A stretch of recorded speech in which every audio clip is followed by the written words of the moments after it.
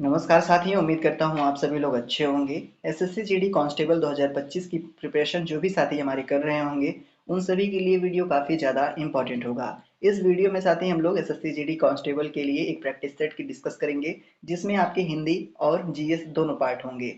इनमें total number of question साथी हम लोग 50 डिस्कस करेंगे, जिसमें आपका 20 प्रश्न जो है साथी वो हिंदी से संबंधित होगा, 20 प्रश्न जो है साथी वो आपका जीएस से संबंधित होगा।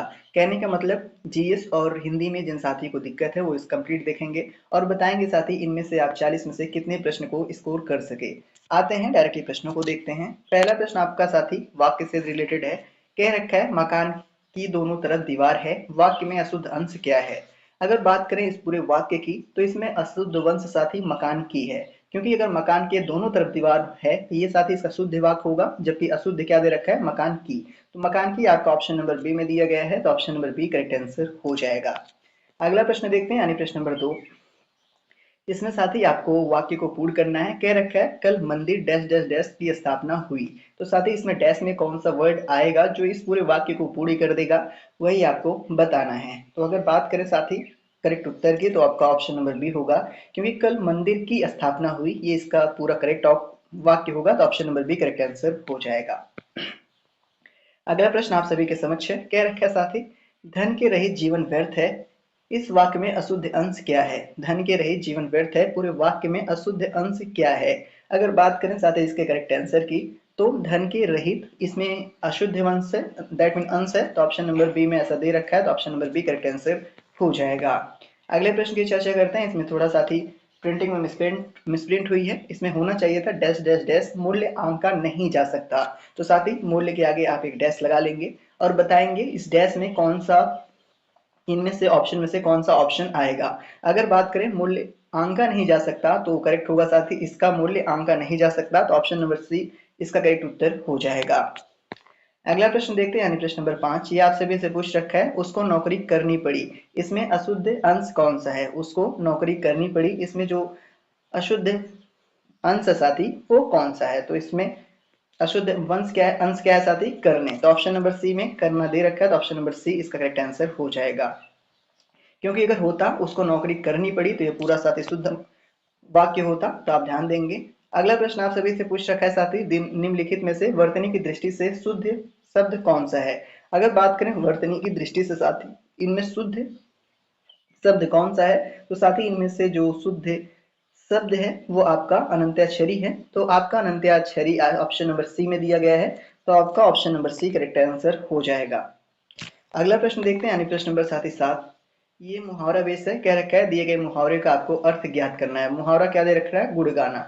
मुहावरा क्या है साथी, गुड़ गाना। तो गुड़ गाना का अर्थ क्या होता है, गुड़ गाना का अर्थ होता है साथी तारीफ करना। तो तारीफ करना आपका ऑप्शन नंबर डी में दिया गया है, तो ऑप्शन नंबर डी इसका करेक्ट आंसर हो जाएगा।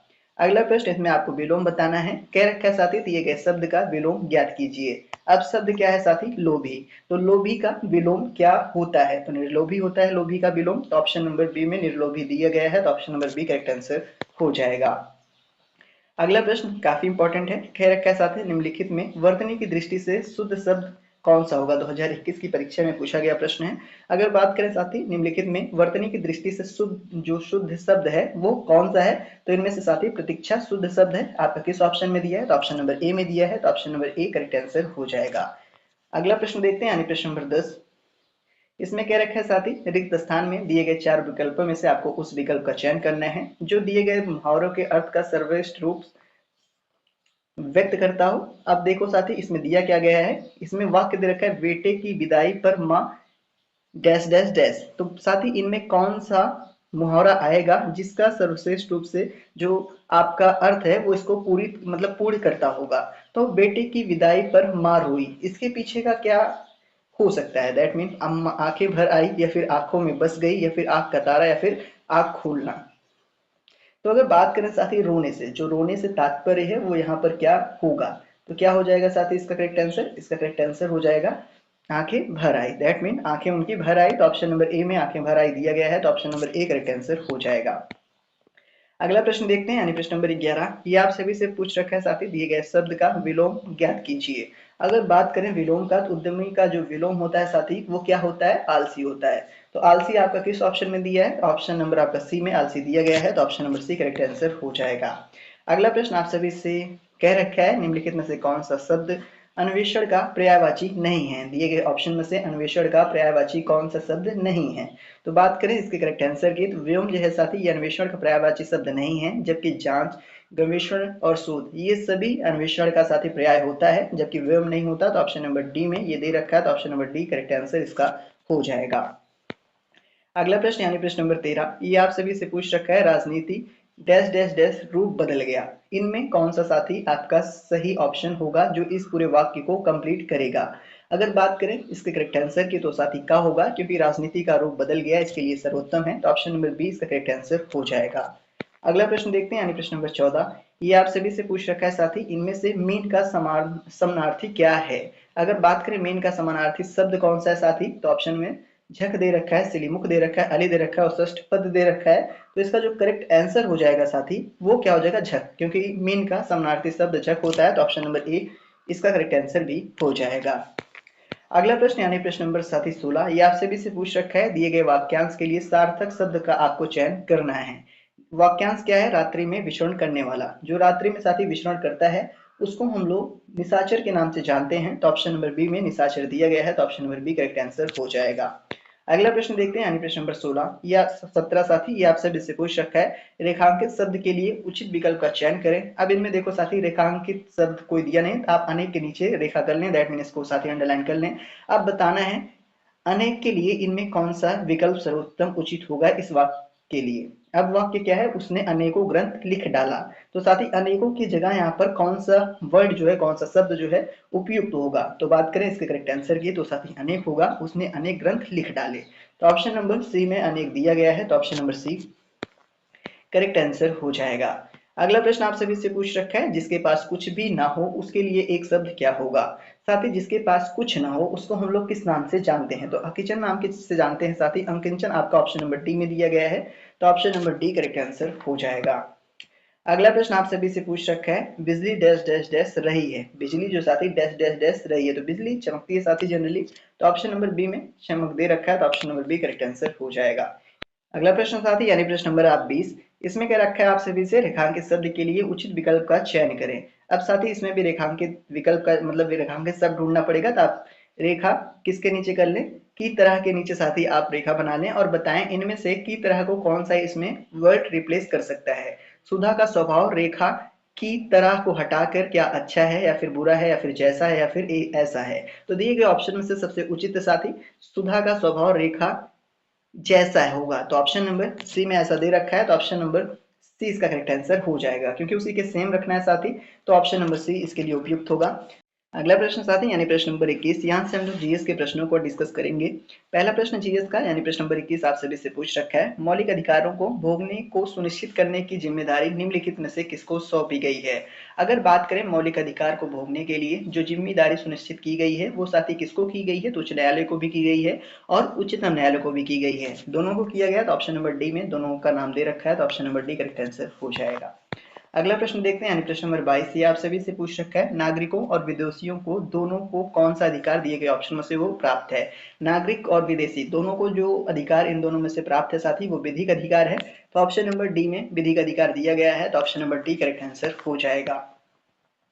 अगला प्रश्न आप सभी से पूछ रखा है साथी, उपराष्ट्रपति पदेन अध्यक्ष है। जो उपराष्ट्रपति है साथी, वो किसका पदेन अध्यक्ष है? तो बात करें इसके करेक्ट आंसर की, तो राज्यसभा का है साथी, तो ऑप्शन नंबर ए में राज्यसभा दिया गया है, तो option number A correct answer हो जाएगा।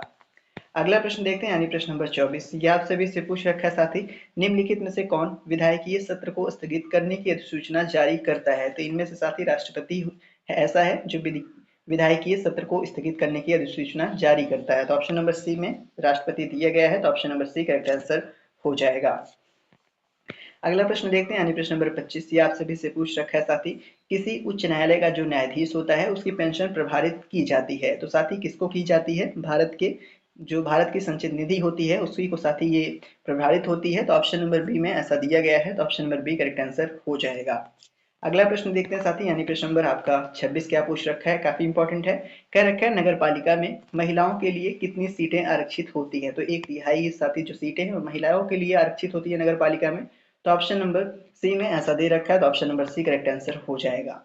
अगला प्रश्न, प्रश्न नंबर साथी 27, ये आप सभी से पूछ रखा है, भारत में आधारित लोकतंत्र निम्न में से कौन सुनिश्चित करता है। जो भारत में आधारित लोकतंत्र है साथी, उसको किस मतलब इनमें से कौन सुनिश्चित करता है। तो कौन सुनिश्चित करता है साथी, पंचायती राज। तो ऑप्शन नंबर ए में पंचायती राज दिया गया है, तो option number A correct answer हो जाएगा। अगला प्रश्न, यानी प्रश्न नंबर साथी 28, ये आप सभी से पूछ रखा है, स्थानीय स्वशासन संस्था के निर्वाचित पद धारकों को हटाने का जो प्रत्यावाहन होता है वो प्रावधान कहाँ लागू किया जाता है। तो बात करें साथी ये कहाँ पर लागू किया जाता है, ये मध्य प्रदेश में लागू किया जाता है। तो ऑप्शन नंबर ए में दिया गया है मध्य प्रदेश, तो option number A correct answer हो जाएगा। अगला प्रश्न देखते हैं साथी, ये कह रखा है आप सभी से, भारत में सबसे ऊंचा पठार कौन सा है। अगर बात करें साथी भारत के सबसे ऊंचे पठार की, तो साथी लद्दाख का पठार भारत का सबसे ऊंचा पठार है। तो ऑप्शन नंबर सी में दे रखा है, तो option number C correct answer हो जाएगा। अगला प्रश्न देखते हैं, यानी प्रश्न नंबर साथी 30, ये आप सभी से पूछ रखा है, प्रायद्वीप ये भारत में उच्चतम पर्वत चोटी है। जो साथी प्रायद्वीप भारत में उच्चतम पर्वत चोटी इनमें से कौन सी है। तो कौन सी है साथी, आपकी अनाई मुंडी है। तो ऑप्शन नंबर ए में दे रखा है अनाई मुंडी, तो option number A correct answer हो जाएगा। अगला प्रश्न, यानी प्रश्न नंबर साथी 31, ये आप सभी से पूछ रखा है, मुदुमलाई पशु विहार प्रसिद्ध है। अगर बात करें साथी मुदुमलाई प्रसिद्ध विहार की, ये किसके लिए प्रसिद्ध है। तो ये बाघों के लिए सबसे ज्यादा प्रसिद्ध है। तो इसका साथी संस्कृत अनुवाद व्याघ्रो दे रखा है, तो ऑप्शन नंबर ए इसका करेक्ट आंसर हो जाएगा। अगला प्रश्न देखते हैं, यानी प्रश्न नंबर साथी आपका 32, ये आप सभी से पूछ रखा है, स्वतंत्रता के बाद विकसित किया गया भारत का पत्तन था। तो स्वतंत्रता के उपरांत जो है साथी भारत का पहला पतन न्हावा शेवा था। तो ऑप्शन नंबर सी में दे रखा है, तो ऑप्शन नंबर सी इसका करेक्ट आंसर हो जाएगा। अगला प्रश्न देखते हैं, यानी प्रश्न नंबर साथी 33, बेहद इंपॉर्टेंट है। कह रखा है रजिया पहली मुस्लिम सॉरी साथी पहली महिला मुस्लिम शासक भारत के किस तुर्की शासक की बेटी थी। तो बात करें रजिया सुल्तान की साथी, तो ये आपका इल्तुतमिश की बेटी थी। तो ऑप्शन नंबर ए में इनका नाम दे रखा है, तो option number A correct answer हो जाएगा। अगला प्रश्न देखते हैं, यानी प्रश्न नंबर 34, यार से भी से पूछ रखा है, निम्नलिखित में से महाराज की उपाधि धारण करने वाले पहले गुप्त सम्राट कौन थे। अगर बात करें साथी पहले जो महाराजाधिराज की उपाधि धारण करने वाले पहले गुप्त सम्राट थे वो कौन थे, तो वो साथी इनमें से चंद्रगुप्त प्रथम थे। तो ऑप्शन नंबर ए में चंद्रगुप्त प्रथम दे रखा है, तो option number A correct answer हो जाएगा।